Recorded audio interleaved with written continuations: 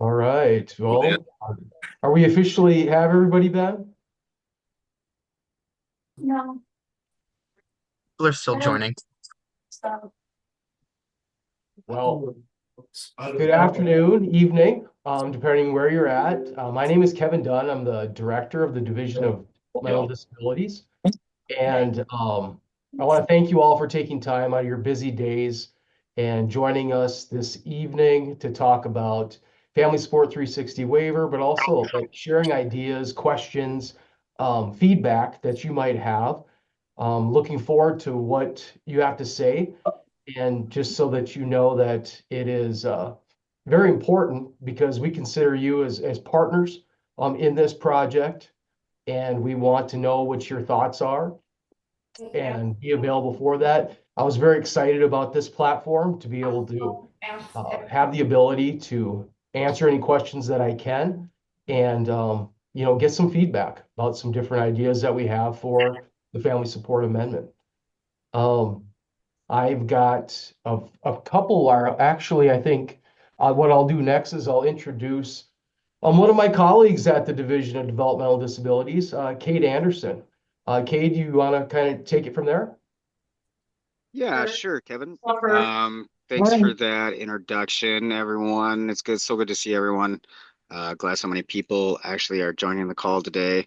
Um, so kind of one of the first things, if we do have, I don't know, if our assistant director, Brett Spencer's on the line, if he wants to do a quick introduction. Otherwise, if you're comfortable, please just put in the chat your name, where you're from, and kind of what your role is. Good evening, Cade. This is Spencer, and I'm the new assistant director for DD. This is my fourth week. I'm working with Kevin, and this is really my honor to be part of DD. There we go. We had some feedback to be part of DDD. I've been out talking to some of our providers. I look forward to meeting as many people as possible in the next, weeks, months, days as I can. So I think my philosophy is a lot like Kevin's, is that really we're here to help serve you and do what we can to provide those services for you and your loved ones. So I know Kevin is the director, but if you ever have any questions, feel free to reach out to me at DDD. All right, thanks for that, Kevin. Kevin and Brett, it's good to have everyone on the call. I think we'll kind of jump into the agenda and kind of what our plans are for tonight. Like I said, this is scheduled for an hour. If it goes over, that's okay. We're here to kind of answer any questions that people have and to provide you with some information tonight. So, like I said, scheduled for an hour, but it's okay if it goes over. So like I said, you guys had an opportunity to meet our new, or I guess Kevin's been here a while, but our new assistant director and our director. So we just want to create the spaces, it's one of the big intents of it is to kind of create a open, friendly space for you to share your thoughts, questions that you might have. And it's just a good platform to ask anything that pops in your head. So the next kind of topic, we will give some updates on the Family Support 360 waiver amendment, kind of some of the key points there, including what we've heard from families in the past and kind of how we are hoping to partner with everyone kind of moving forward. And then some other things we're kind of going to discuss are some other, just idea gathering on feedback on changes with Family Support 360, and then kind of understanding what your wants and needs are kind of related to Family Support 360. So I think the next thing and that we kind of have on the agenda is our director Kevin's going to do an open mic. He's going to sing for us and do a little dance. No, but he's agreed to kind of just have an open mic and answer questions that you might have, kind of listen to what you guys are concerned about, and if there's anything you want to share. So you can definitely unmute or write in the chat to ask a question or share a thought with Kevin and Spencer. Like I said, It's supposed to be a very safe, open format, so feel free to unmute or however you guys want to ask your questions. Hi everybody. I'm Derek Smith I'm with South Dakota Advocates for Change, but also a self-advocate. And Brett knows me from Special Olympics Brookings at the time because he was my coach. I absolutely And know, Derek. You are one of the best softball players that I've ever had the privilege of coaching. Derek, I And think the real also question is, was Brett a good coach, or was he mean, Yeah. or can you share a little bit about his coaching style with everybody? Yeah, sure. So then you can add in Brett if you want. So in case we didn't know, guys, in case we didn't know, Brett was part of, we went to USA Games in 2010. So I got to know Coach Brett and Susie and Jesse and many others. And because they, they were again, they understand how I feel, but at the same time, one of the main reasons why I'm on Parent Support 360 is because I want to hear the ideas, opinions they have, Sure. that you guys have. But also the other thing is, I just want to hear, I'm part of, Advocates for Change, going to be at Disability Awareness Day on the 25th. So we'll be out helping handing out fruit or whatever and getting all the legislators and all that.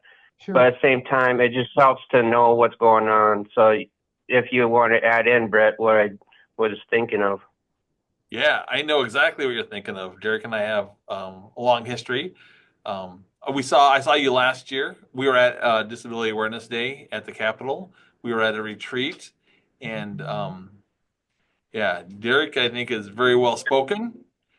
He has the respect of a lot of people, and Derek, I don't think you ever have a problem telling people what you think, whether it's good or bad, and I kind of like that. So hopefully, I can live up to your expectations as I start this job, because I think we're probably going to see each other quite a bit. Yeah. And Derek, I look Yeah. forward to seeing you on the 25th as well, because I hope to be down there to spend some time with you that day. Yeah, and then we'll talk about what Parent Support 360 is, for those if they don't know what Parent Support 360 is, so they know what's going to happen or take place. So I just had to throw it out there for you guys to think about. Awesome. Thanks so much. Appreciate that.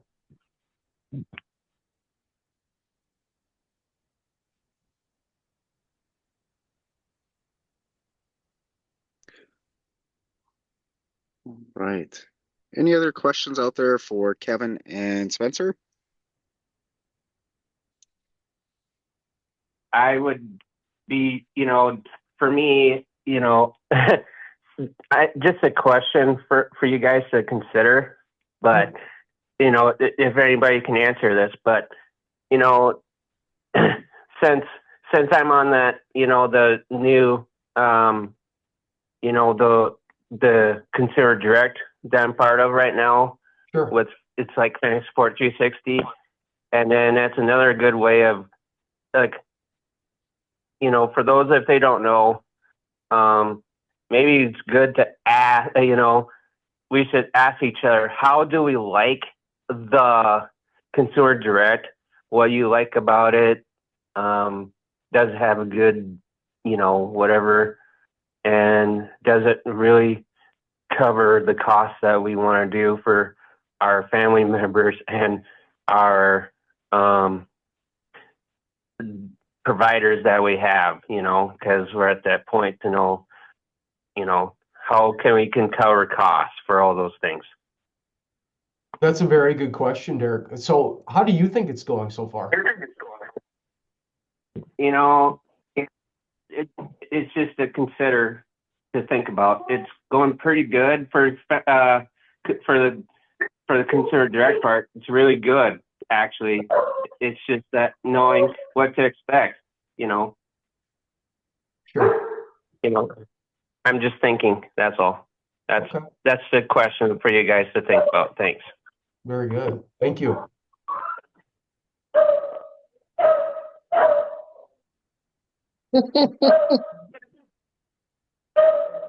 You know, another thing, Kate, too, is I'm gonna add my email in the chat box. So if anybody down the road has any questions that they can't think of right now, or have something that they maybe would rather ask in a different platform, they can certainly email me. I'll put my cell number on there too. They can call me too. You know, anytime down the road. Yeah, I think that sounds good, Kevin. And like I said, and if you guys happen to have questions as they pop up, Kevin will put his email address in there. So feel free to reach out to Kevin. He'll gladly respond back. It looks like Brett's also put his email in there too. So feel free to reach out to either one. And Yep. And in all fairness, though, if you send me an email, I'm probably going to send it to Kevin. So we did just have a question pop up in chat, Kevin, on someone on Facebook asked about the waitlist times. And they're just kind of curious about that. Well, can I ask Cade? Can Yep. you provide a little information on that? Yeah, so I think I don't have the exact numbers right in front of me. The waitlist times will vary by region. Of course, the southeast portion of the state's always going to take a little bit longer than, say, the central part or even the western or northeastern parts of the state. That southeast portion generally has always had a bit of a wait list or a wait time. Um, I don't know if I have the exact numbers right here, though, on how long that is. Oops. God, just shut it off. Oh, good Lord. Can you explain how the wait list works? Yeah, sure. So typically it's kind of a two-part application process. The first part, they go through a DD, basically a DD eligibility screening. Once they are determined eligible for DD services, and there's no provider room, so there's no, say it like LifeQuest or Benchmark, they have a family support program, but it's full. So at that point, you would be put on the wait list, and that's kept track by when you go on to the wait list, which we have kind of a big giant list of who was on first kind of thing. And then as your name pops up or as providers have openings, they will let us know of those openings, and we will then contact you to let you know that there is an opening and reach out that way. Does that kind of answer your question, or do you kind of want anything further Yeah, with it? it does. Um, so I had a situation where my son, I thought he was on the wait list. I don't even know how many years ago, 8 or 9 years ago. And it turned out that when I called for a follow-up a few years after that, his application wasn't even in the system. So we had to start the process over. And now we've been on the wait list again. And I'm wondering, how do I know that he's still on the list? And No, so that it doesn't get lost. And because I no, feel like I don't get absolutely. any updates on it. And I don't Okay. want to keep asking because I know that you're busy. It's okay to ask. Yeah. 100%, it's okay to ask. Are you working with a specific intake specialist? I can't remember her name, but she did give me someone Okay. else's name at one point too. So it's been a few months since I was in contact. I would have to look through my emails though. Okay. I will drop my email address in there too. Okay. And you can reach out to me if you'd like. Um, and I can kind of let you know or contact the person who kind of manages the wait list. Mm-hmm. And just kind of see where they're at. But that way you can just send me that information through email and I can follow up with you. Okay. Thank you. We're done.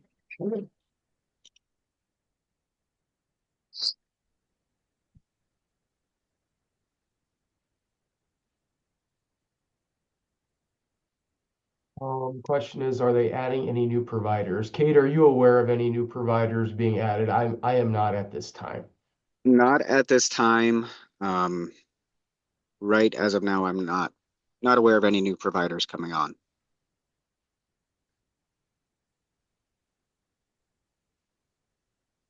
And then the question regarding applied several times and denied. Um, if, can I, oh, go ahead. Oh, sorry, Kevin. This is Derek, and just so you know, just so you know, for the to figure out the provider part, I would recommend talking to Consumer Direct.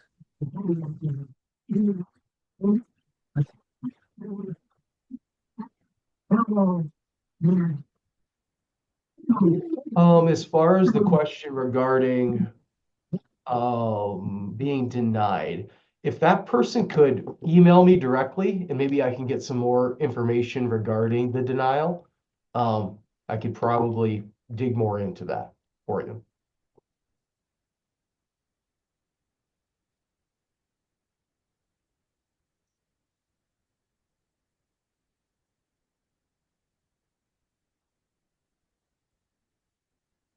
What is this consumer direct thing that I keep hearing? Can I explain real quick, you guys? Maybe I can try to help you guys out. So Consumer Direct is another program, a new program out here in Sioux Falls. What happens is I'm part of the Consumer Direct, approving time cards or different things. It's how to like figure out how much like to keep track of the miles or how how much for provider each week or month or weekends or whatever. It depends on what things or what activities that you do. So that's far as I know for Concern Direct. So Kevin, you want to explain that to everybody about Concern Direct? What I Yeah, just said? Consumer Direct would work with a provider.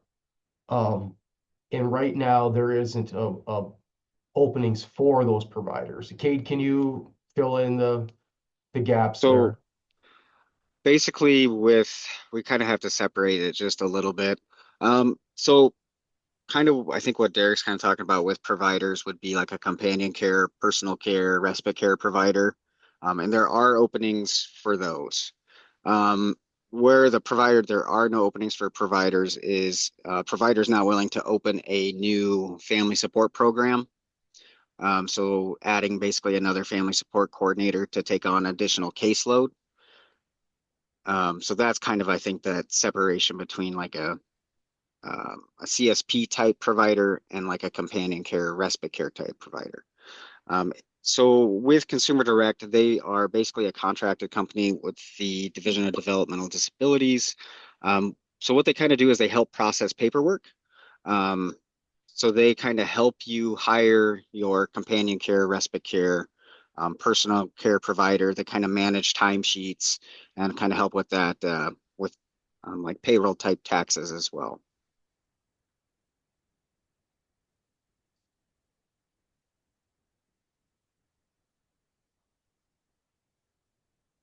And then Sarah, I see there's a question in there about family support who helps with paperwork.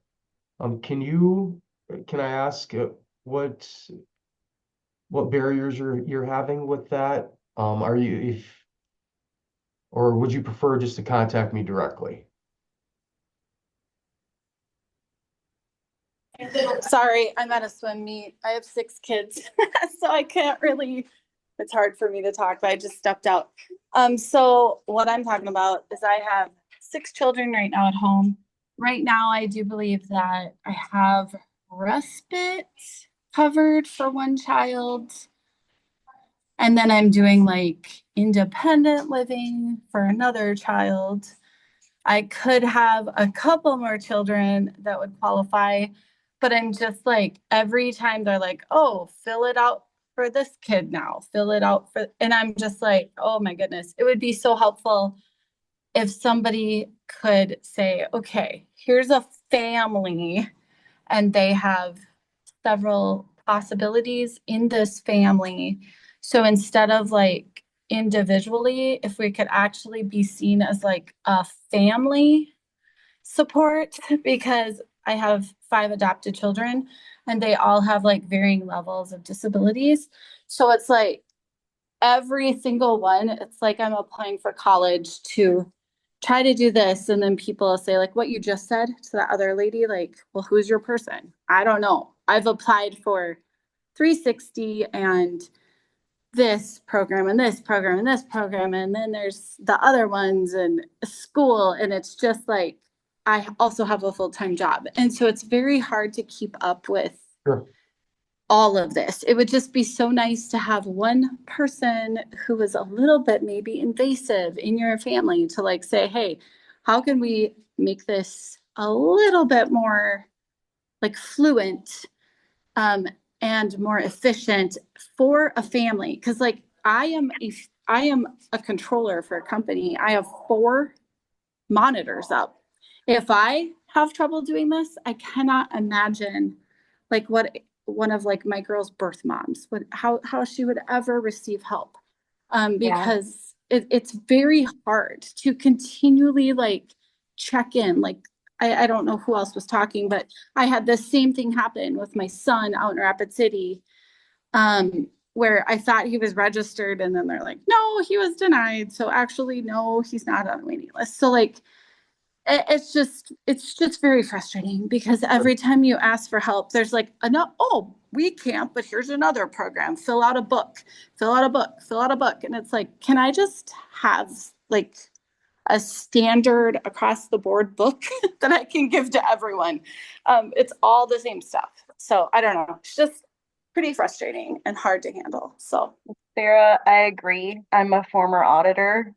I actually left my job to do this for yeah, one kid. I don't know how you're doing it for 6. Um, and I agree. We're already keeping track of multiple therapists, multiple teachers, just like so many different things. And then when you get to multiple people and multiple forms of paperwork just for government forms, yeah. And then there's it's digital so files. hard. It's like Yeah. the digital file keeping that I have is absolutely bonkers. People are pretty like, holy crap, like you have got it together. But I don't feel like I have it together. And that's me saying that. And I'm Yeah. digitally totally capable. But I cannot imagine what it must be like to have like somebody who like should have had this help this whole time for the kids that I have now adopted, and they have no clue about you. Like Yeah. it's very, very disheartening, because my kids now could have had so much help and they didn't get it. And so anyway, I don't want to be like a big advocate with a big sign or anything, but I'm just saying, like, I also care about the birth parents out there, and there's people out there who should have help. I have a friend whose daughter turned 18 today. She had no idea about you. She had no idea about any sort of help for her daughter. And her daughter turned 18 today. She doesn't even know about SSI. And I'm like, how? Like, how are these programs getting missed? And I would never have seen this except for I happened to hop on Facebook on the way to the swim meet. And so I'm like, wait a second. I just don't know how to come along and actually find the people who need help and like give them the help. I've even offered to help people, but even if I'm having trouble, I can't imagine how hard it is to actually get these programs. And then there's a waiting list. So it's like, what is lacking here? It just seems like it is. How can there be a waiting list like this? These are such high need things. I just, it's frustrating. Well, thank you for sharing it. And Sarah, if you want to give me your contact information, I can get back to you to see if I can't help with your current situation. And you can email it to me if that works for you. Sure. Who is talking though? Because I'm on my phone. And again, if I had my 4 monitors, I'd be fine. But who am I messaging? Kevin Dunn. Thanks, Kevin. Appreciate it. But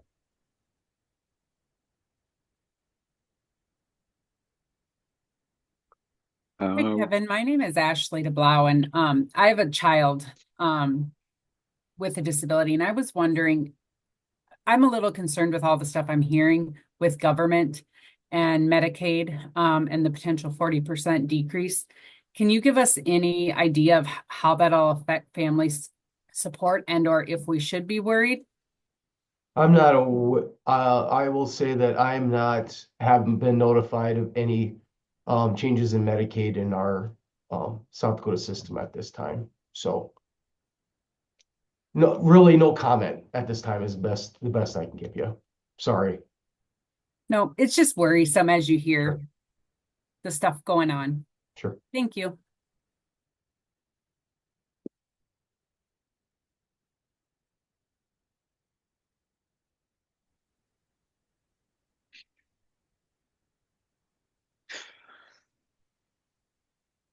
All right, Kevin, we did have another question that popped up in the chat, or kind of more of a comment, but even having an online portal to see application status in each child in our care and whichever program they're in would be helpful. That's a good idea. Another idea is to spread the applications and wait lists across the state providers.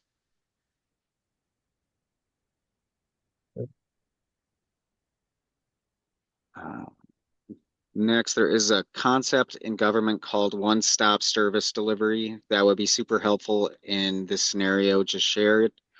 Your intake is done and you are connected with the services you qualify for.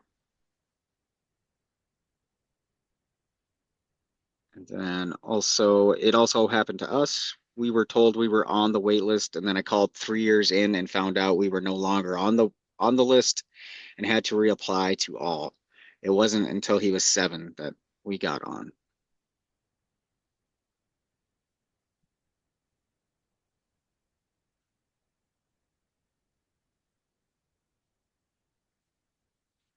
And then the front door is more like the one-stop mentioned now, correct? You apply in one place. And that is fairly correct. For intake into DD services, that is a front door. We do have intake specialists that can help direct families and have person-centered conversations about, which services may be appropriate, whether it's the choices waiver, family support 360, or even maybe some of our general funded programs like the strengthening families or respite care programs. But when it comes to outside of the front door or outside of DD services, sometimes you might have to apply at different places for, EBT, other TANF, those types of services are not, we don't have a front door for DD for those.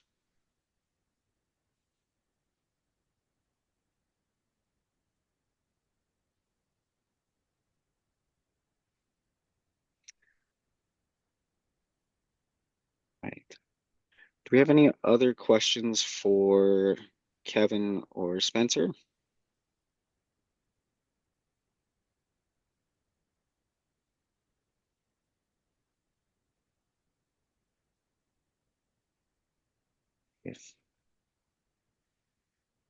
If not, we will kind of jump into some of our information.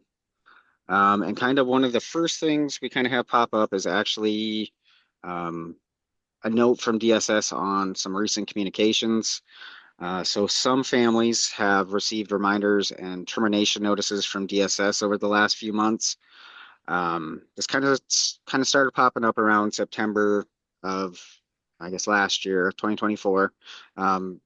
So DSS restarted the process of renewing people's Medicaid eligibility with the possibility of disenrollments on December 1st of 2024. And then since then, automated reminders are sent when a renewal has not been returned, and automated termination notices have been sent when a renewal is not complete. So some of those termination notices were incorrect. This was an automated, a lot of this is automated, so it's not caught by, there's not always a human interaction with it. A lot of times that interaction doesn't happen until you might reach back out to DSS. So eligibility staff, and this is long-term care staff, have been working to limit and stop this from occurring, but some are still getting through. So if you are on Family Support 360 and kind of receive one of these notices, just kind of be aware that it's okay to reach out to them to the number that's on the letter, and kind of try to get it corrected. You can also reach out to your family support coordinator who can help assist you with this as well. So if you already received SSI income, you should be eligible even if you have received an automated reminder notice or termination notice. And then if you've received a renewal packet, you must complete and return the form and any requested verification, such as copies of bank statements. It's important to always open and read your mail from DSS. If a renewal form is required and you do not return it, your eligibility could close. Typically, DSS will send at least 2 notices and sometimes 3 to gather this information, but it's just something to be aware of, be mindful of. So if you do receive those notices, please return that information to DSS so that you can remain eligible. If you're not on SSI and you receive an automated reminder or termination notice, reach out to your family support coordinator as soon as possible, or you can call or email your long-term care benefit specialist. They can help you figure out the next steps and kind of where you need to go next. A lot of times this can be handled relatively quickly, and a lot of times it's just a simple, you have to complete the renewal packet and return it to DSS. Any questions kind of around that? I know it kind of only applies to some people, but it has kind of been cropping up a little bit. Hey, Cade, this is Derek. Just so you know, can you explain to them if they have SSDI? Because sometimes I'm on disability insurance, so which is for DSI or whatever. So just so you know, I'm on SSDI, which is disability insurance. So I think the big key to remember here, Derek, is just that if you receive mail from DSS, open it. If they're looking for renewal information, just complete that information and submit it back to DSS. That's the key thing to remember with it. So just kind of be checking your mail if you get anything from DSS. Or the email or whatever it is. Yep. Yep. Amanda. Yes, I had a question about this new system at DSS. So a family was just recently approved again, but they weren't approved for the HCBS waiver services. They were approved for something called QMB. And so the mom called me the other day asking, which stands for Qualified Medicare Beneficiary Program. And I don't really know what that is, but then she also said that she called DSS and asked, and they told her that he no longer needs to just have, that his resources can be up to 8,400 now instead of 2,000. And I just wanted to question about that. Is that true? Honestly, Amanda, I'm not 100% sure. Not completely familiar with the QMB and kind of what those limits might be. This sounds like more of a question for DSS, who's not on the call, but I can follow up for you. And I can also send you a copy of their letter too, because I just didn't want her to get I told her, I don't think SSI would allow you to go over the $2,000 resource limit. No, no. But she verified it with DSS and they said, no, he can have 8,400 a month. Okay. And I said, well, If I you, don't want you to get kicked off and then get kicked off family support and everything. So I can send you a copy of her letter though that she sent yeah, me. if you could just send me an email on it, I can follow up with DSS and kind of see where they were headed with what they were telling you. Sounds good. Thanks, Amanda. Just so you know, if for those that are on the call, is there a slide or slides that I can show my parents that, if they wasn't on the call about the changes or recent communications like that? Because I would like to hear from that. Thanks, Cade. Yeah, not a problem, Derek. We'll see if there's a good way for us to share the slides.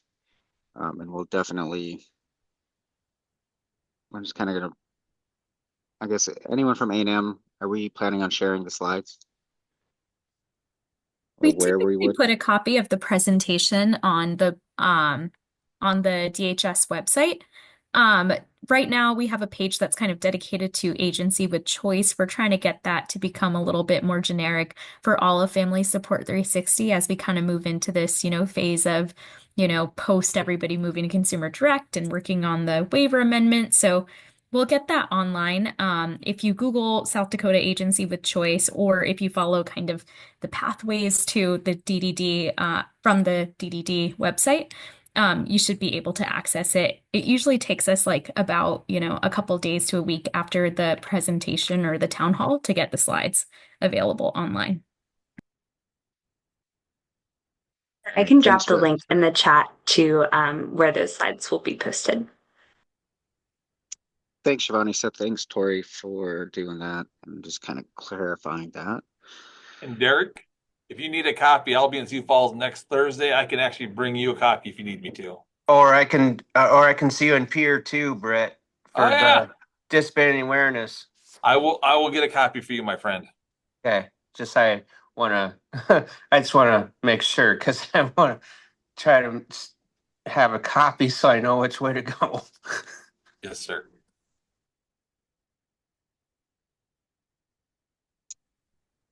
All right. So next we're kind of going to take just a little bit of a step back and kind of just explain a little bit about waivers and what is the Family Support 360 waiver. So waivers are basically special permission that Medicaid gives to states that allow people with significant health needs to get services and supports in their own homes or in a community setting.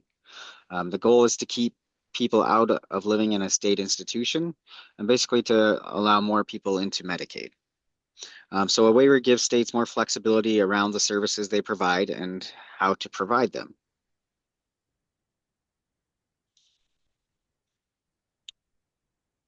So a lot of times you'll hear that an acronym of HCBS. So an HCBS stands for Home and Community-Based Services. These services are provided in a person's home or a family's home or community. And a lot of that intent when it was originated was to keep people out of institutions and kind of keep them in the home, in the community. It's a more cost-effective option, as a whole for governments and everything else, but it's also the biggest thing of it is just adds to a better quality of life for the individual. That's the biggest thing to kind of take away from what HCBS is. It's just basically a way for a person to live more freely in their own community. So a person must be eligible for Medicaid and apply for an HCBS waiver program to have access to these services. So an HCBS waiver basically helps people use services in their homes and communities. So what is the Family Support 360 waiver? So that's an HCBS waiver program that provides services to people with developmental and intellectual disabilities in South Dakota. The Division of Developmental Disabilities oversees this waiver. We actually do report to the Department of Social Services, but we kind of oversee the day-to-day functions of the Family Support 360 waiver. So the couple just key points on the Family Support 360 waiver. We serve all ages, from 0 to 89, 99, 100, doesn't matter. Participants must meet certain eligibility requirements, both financial, for that Medicaid aspect, and then also some medical requirements as well. So they have to have an intellectual or developmental disability. Key component is it is self-directed. There's some different services, service coordination, companion care, specialized medical adaptive equipment and supplies, respite care, environmental accessibility, vehicle modifications, supported employment, personal care services, nutritional supplements, and then we also have some other general funded services as well that kind of go with the Family Support 360 waiver. So we do have some helpful videos for families and self-advocates that may want to learn more about Family Support 360, and that link is included here. It'll also be on the website where you can access that link, and I believe those videos are located there as well, or on our page anyways. So now we're kind of going to jump into what we're trying to do now, and that's a waiver amendment. So we're trying to incorporate some changes into our current Family Support 360 waiver. So one thing to kind of keep in mind is an HCBS waiver is flexible. Once an initial application is approved, it can be amended or changed. In 2024, we did partner with the community to amend the Family Support 360 waiver and kind of stabilize agency with choice. We're now working with the community, and when I say community, we have a couple different work groups we're working with. We have the Family Support Council. We're in fairly common, or every couple of weeks we are meeting with family support coordinators as well. So those are some of your key resources or people that we're really talking to on a very ongoing current basis. And right now we're really working to expand flexibility and clarify policies for Family Support 360 with a second waiver amendment. So kind of back in 2024, that was kind of step one, and that was finding a stable and sustainable solution for agency with choice. And then kind of step two is working with families to expand flexibility and clarify policies for Family Support 360. So some of our past engagement, we appreciate feedback from people and families on what's been working and not working on agency with choice and common law. I think that's one thing we found to be very beneficial, is just hearing from people on what's working, what's not working. And we did really use that feedback to guide our contract with our new agency with choice vendor, which is Consumer Direct. And we facilitated town halls to share information as it became available. And then we hosted 10 family work group meetings to learn more and kind of plan for that implementation. So some of our for this next step, part two engagement plan is to continue with the town halls and listening sessions. That's kind of why we're here today. And then reopen the family work group for new members. And then we'll use that group to inform the amendment. So we are providing an information sheet on the second Family Support 360 waiver amendment, and then we will facilitate a formal public comment period. So that's kind of just a broad outline of what that engagement plan kind of looks like. So you can kind of see where we're going. So next up, we kind of have, this is kind of a more detailed approach. This kind of outlines on a kind of a step-by-step basis on the direction we're kind of headed. So the process, this is kind of winter to spring of 2025. And of course, if any of these steps are delayed, it's going to delay everything kind of going forward. So the process to amend a waiver does take multiple steps. Kind of our first step was a comprehensive assessment of what people and families need. Then we researched options to increase flexibility. Now we're starting to share ways we could change the waiver to kind of hear what you think, what your thoughts are on it. And below are the other steps we'll be taking before drafting the Family Support 360 waiver amendment. So we're kind of done with steps 1 and 2, which was announcing the waiver amendment and then distributing the town hall invitation. So right now, right where we're doing tonight, we're kind of in that first round of statewide town halls. And we're just using these to gather feedback from you all. And then we're kind of that next step is the family work group and family support council meetings.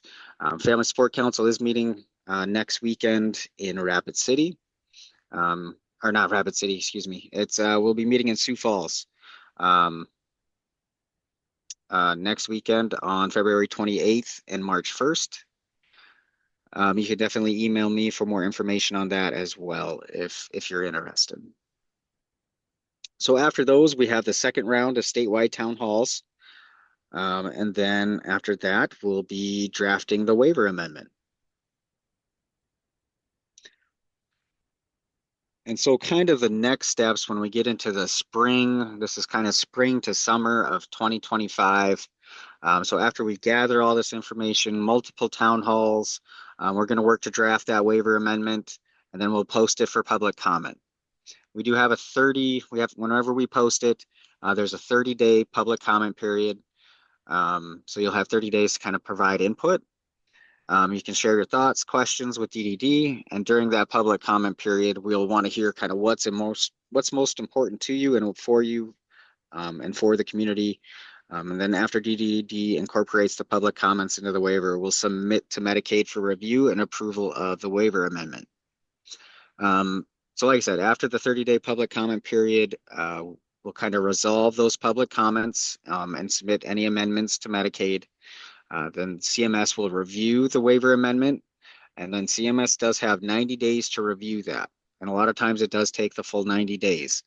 And then we'll announce that the waiver amendment was approved, and then we'll work on facilitating and implementing that waiver amendment. So like I said, that's kind of where we're looking from right now to summer of 2025. Like I said, there's a lot to happen. And like I said, we're really hoping to engage and really looking for public feedback throughout this process. And I feel like we're having certain dedicated areas where we're looking for input from the public.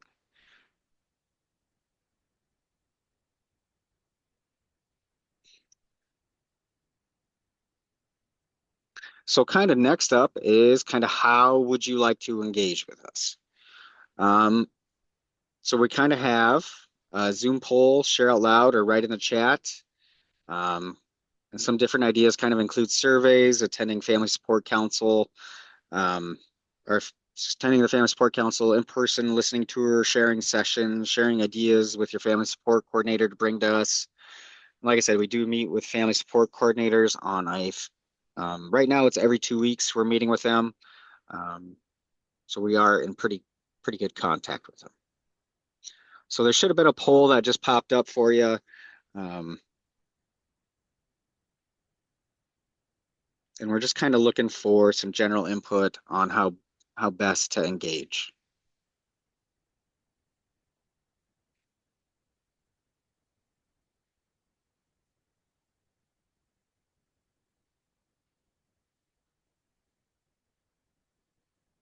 So we'll just give it a minute or two.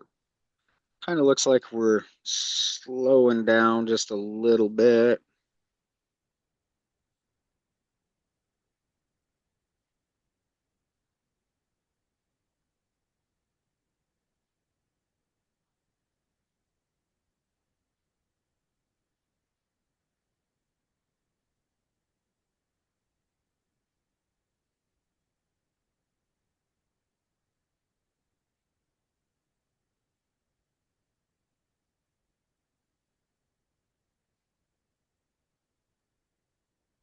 Cade, there was a question in the chat.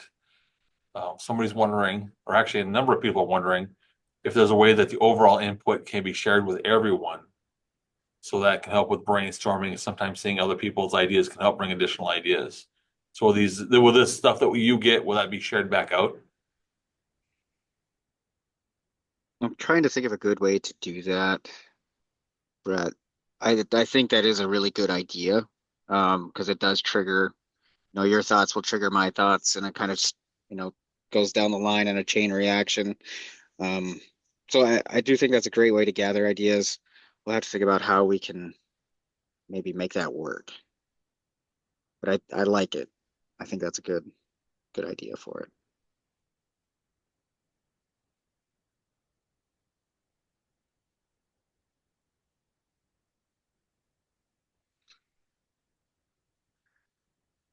All right. It kind of looks like the poll's over. Looks like surveys actually won. Kind of surprised by that, but um, no, I think that's interesting feedback, and we will definitely use this information. So thank you for everyone who participated in the poll. Okay, so kind of coming up to the waiver change, this is kind of what we've heard from people and families so far. So we'll kind of be using this amendment to expand flexibility and clarify policy and communications for Family Support 360. So kind of below is a summary of things that we've kind of heard.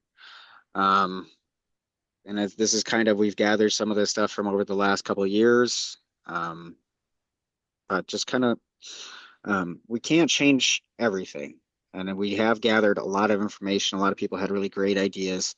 And unfortunately, we're just not going to be able to do every single one of them as much as we would love to. But we just really want to be working from the right list of wants and needs. That's kind of what we think is possible and like what we can do. So some of the things that, one of the key things that we've kind of heard is people really want expanded flexibility with the waiver. So that is kind of one of the big ones. And one of the things we're kind of looking at is expanding specialized therapies to cover some different types of therapies. So that's one of the things we've kind of heard. The desire for Family Support 360 to cover low cost items that kind of support independence or health, like blenders, mattress encasements, and some types of sensory items, kind of expand what's already covered. And then add agency with choice as a waiver service to give families more options for who to work with. And we're kind of just looking to see what else people are looking for as potential things we could change with the waiver. So you can definitely just drop those in chat. If you have those, you can come on mute and we can talk about it now. But otherwise, we're also looking to clarify policies and communications. And this one might not actually require a waiver amendment, but it is something we might be able to help just clarifying our own policies, our own handouts, and those types of communications. So families, one of the main things we have heard is families want to understand what's covered and what isn't covered. So we're kind of trying to create some simple resources to help families kind of better understand what Family Support 360, kind of understand the Family Support 360 program and kind of get what they need, which might not always be through the Family Support 360 waiver. It could be through community resources as well. We also have heard on monitoring devices. So we are, we're taking input that families might have. We've received some really great input around this topic, and that's great. We love to see it. One of the things we're going to do is we're just really going to try to clarify that policy and really try to just set, this is kind of what it takes. We can or we can't cover them, and this might be required if we do cover them. So right now we're just kind of looking to peer states to kind of help iron out what that policy might look like. So if there's any other policies or communications that you think would be beneficial, definitely drop those in chat. Would love to hear anything you guys have. We'll take any input. Everything is valuable. This Joanne Sullivan. This might be a good time then for ideas on expand flexibility. we've been on, my daughter is on 360 family support, and we have been for quite some time. But she's 44, so it's been a while. But just as the few years have gone, the $1,000 that she gets for entertainment, she likes to go to the plays here in town, and it just isn't going as far as it used to.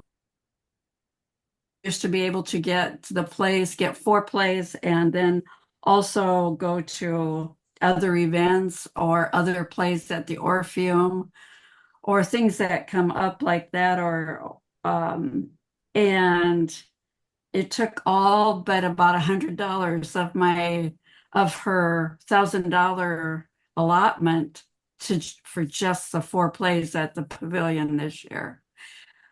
So as the cost of everything goes up, our allotted money has not. I'm wondering if that's going to be part of a discussion for expanded flexibility, the amount of money. Okay, I do appreciate your feedback, Joanne. And you're definitely right. Everything keeps going up in price, and budgets don't always keep up with it. But definitely, I do appreciate that. We'll take that back. And it was good input. Thanks for sharing, Joanne. Sure. I have one other thing that might be in there also. Just an extra general fund amount of money that would be more, and I think it might come along with some of the things you've got down here, like blenders, mattresses, that sort of thing, because not everyone needs the same kind of stuff. It'd be a more individual support.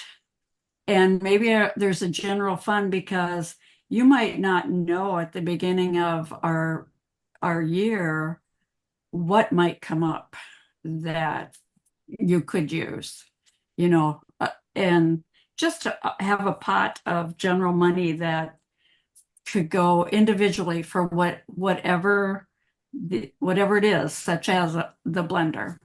For somebody, it's a blender. For somebody else, it's another appliance or whatever they would need at that moment. Just those were the 2 things that I kind of, in the flexibility mode, that I was really wanting to see happen. Yeah, I think you're really referring to that individualized goods and services. It was kind of mentioned in the Family Support 360 study. And like I said, we're definitely considering, we're looking at everything right now. And we're going to try to cover as much as we can. But like I said, won't be able to cover everything, but that's one we have heard previously as well. So thanks for that, Joanne. Yep, thank you.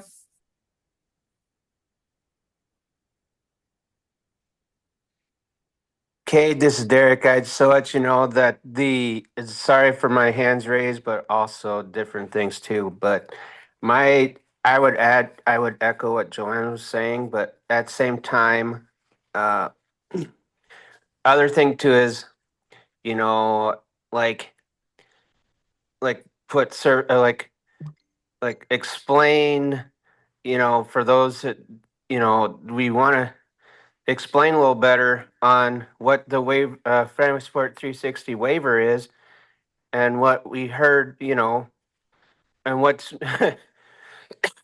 my opinion would be just share ideas what you want to have, and different opinions. Just so I add that. Thanks. Yeah, thanks for that, Derek.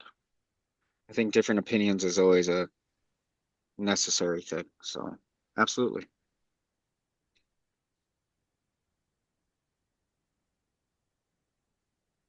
All right, it looks like we have some good suggestions in this chat as well. So we'll definitely be looking at those. It looks like some really good suggestions in there. And And thank you everyone that contributed to that. There is a question a little ways Yeah. back, and I don't know if you wanted to address that or not. From Kaylin, is it Kaylin? She asked, she's curious. Her son has autism, a diagnosis, but was told it will not be recognized with Family Support 360 until he is 3. Right at age 3, it requires 2 standard deviations in 2 areas in the birth of 3 assessments. Why is a diagnosis acknowledged at 3 but not before? Is there another option until then?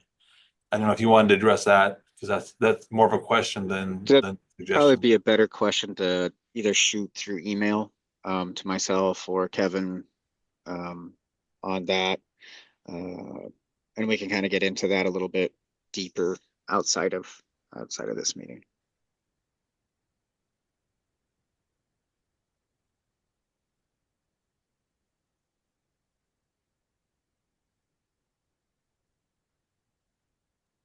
There are also 2 submissions in the anonymous mentee. One person said family support needs to have some kind of care for while parents are working other than companion care. And a second person said bark for internet safety, waiver cap increases for companion care, personal care, and recreation, and purchasing items that are needed under general for things not approved in other categories. So thank you for sharing. Yeah, absolutely. All good stuff. Everyone, like I said, everyone that contributed, thank you so much. Um,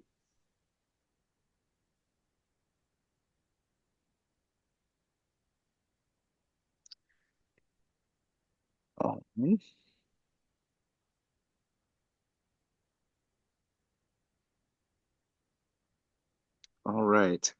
There's also the scanning code there. So if anyone wants to drop anonymously into the Menti, they sure can. Like I said, do really appreciate everyone um, contributing.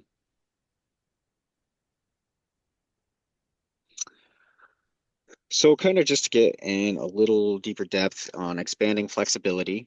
So agency with choice is one way that people using personal care, companion care, respite care, and supported employment can manage their supports. Agency with choice allows people to partner with a vendor that helps with employees manage tasks. These tasks could include filing paperwork, taxes, complying with federal and employment laws. So right now, this Family Support 360 amendment will make agency with choice a waiver service, which creates the options for different vendors beyond kind of consumer direct to serve families. So it just kind of opens the door to more agency with choice providers. So right now, we just have a current contracted vendor for people and families using agency with choice, which is consumer direct. And then we also have, with the waiver amendment, we basically just open that up and agency would move it agency with choice to a waiver service. And this kind of just opens up more options for people and families.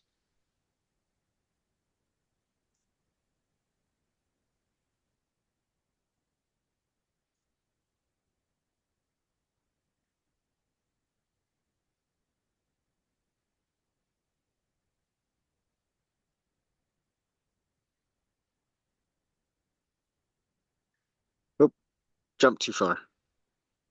There we go. So to clarify policies and communications, family resources.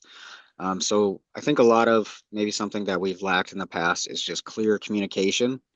So we kind of are trying to, and clear communication that's in a family-friendly version. So that's one thing we're trying to rectify now. So we kind of heard what families want to understand and what's covered and what isn't under Family Support 360. So we're writing short guides about different Family Support 360 services and supports, kind of in collaboration with the family work group. The Family Support Council is actually getting a look at these ahead of time too, and just kind of offering feedback. And so currently we're working on creating a guide for families about what assistive technology is and how to get it through Family Support 360. We've kind of already developed a respite care guide and a companion care guide as well. This is kind of just a draft, kind of what the respite care overview kind of looked like. And does look like. We do plan to post these to our website as they become available. And then kind of as we are developing these, we are kind of running it through the work group and the council. But are there other things, just general things that we can think about to make this resource better? And kind of what other things we should consider? And then kind of just, I think that's kind of a first question on it. It's just what's the best way to do this? We want to create these guides for families to use, and just kind of what are some things we might not have thought of that we should be considering when we're creating these guides.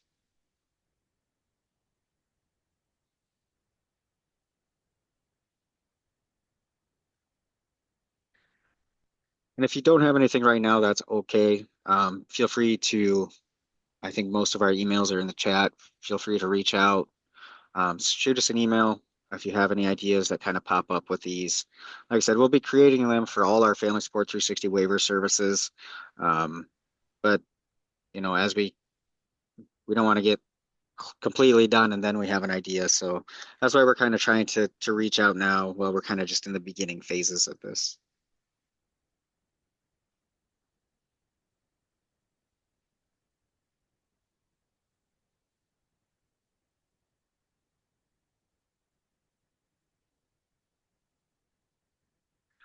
So kind of in closing, we kind of did hit that 7 o'clock mark, but we're just kind of here now for questions you might have. You can definitely ask them out loud through the chat, or you can share anonymously through the Menti.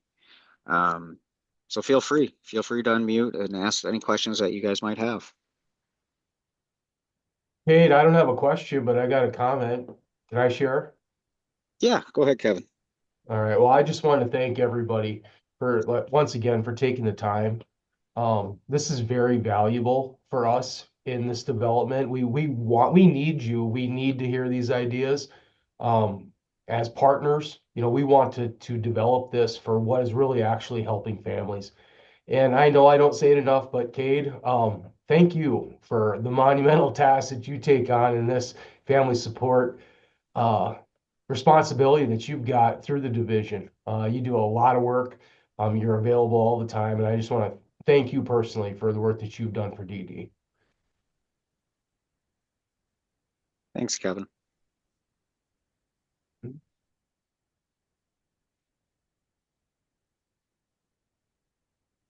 Like I said, we'll stay on for a little bit. If you guys have questions, feel free to reach out, and gladly try to answer anything that you guys have.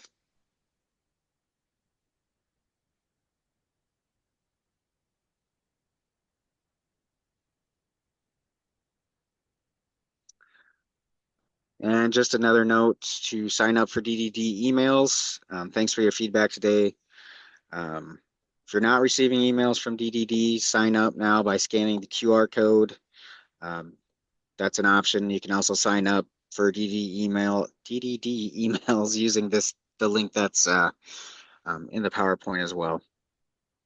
And I hate to interrupt, but there was one last question at the very end from Joshua.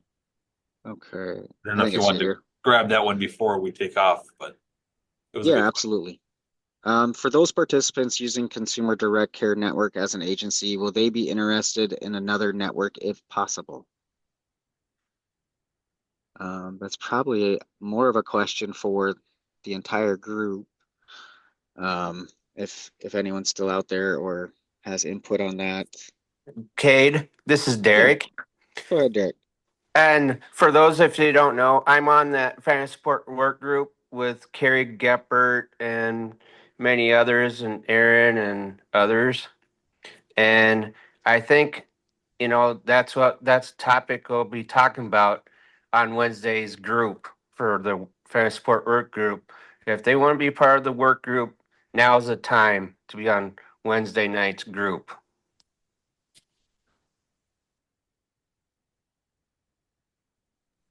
Yeah. And that's my suggestion. No, that is a really good way to get, if you want to be more involved than just on the emails or sending emails. The work group is meeting. I don't have the exact dates when they meet. Carrie Geppert is a great person to reach out to in regards to the family support work group. And she's not on this call, so I don't know if I want to just throw her email address out there, but feel free to reach out to us and we can get you in contact with Carrie. Or I have that too, so just let me know too. Thanks. Yep. Thanks, Derek.